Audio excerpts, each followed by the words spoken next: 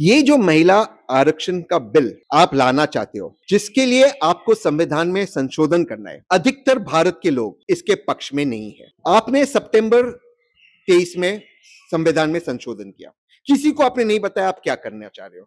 फिर आपने कहा हमने महिला आरक्षण किया, तब आपको विपक्ष कह रहा था कि आप सही नहीं कर रहे हो, आपने विपक्ष की बात नहीं मानी। फिर जो संशोधन किया आप उसी को आप संशोधन करना चाहते हो।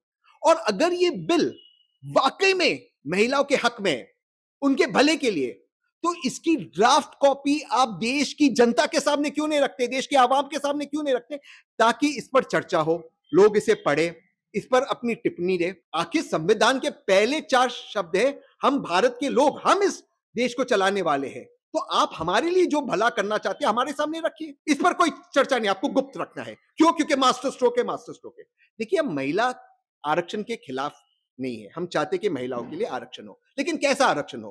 क्या ऐसा आरक्षण जो स्थानीय लेवल पे आप कर रहे हो इस वक्त, पंचायत में हो या जो नगर सेवक के चुनाव होते हो, अधिकतर जो पंचायत राज में जो महिला आती है या नगर सेवक जो महिला बनते हैं, वो किसी राजनेता की पत्नी होती है या किसी राजनेता की बेटी होती है।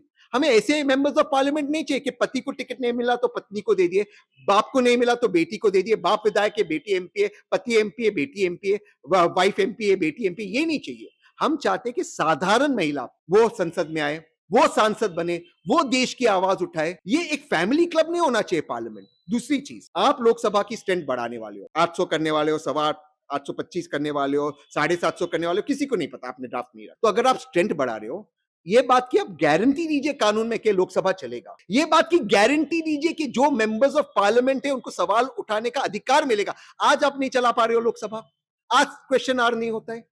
तीसरी बात, आप इसके साथ एक नियम बनाए कि जो भी मेंबर ऑफ पार्लियामेंट हो, चाहे वो आदरणीय प्रधानमंत्री हो, आदरणीय विपक्ष के नेता हो या एक साधारण सा सांसद हो, कम से कम 80% उसकी अटेंडेंस होनी चाहिए। अटेंडेंस लगाई जाएगी पार्लियामेंट के अंदर।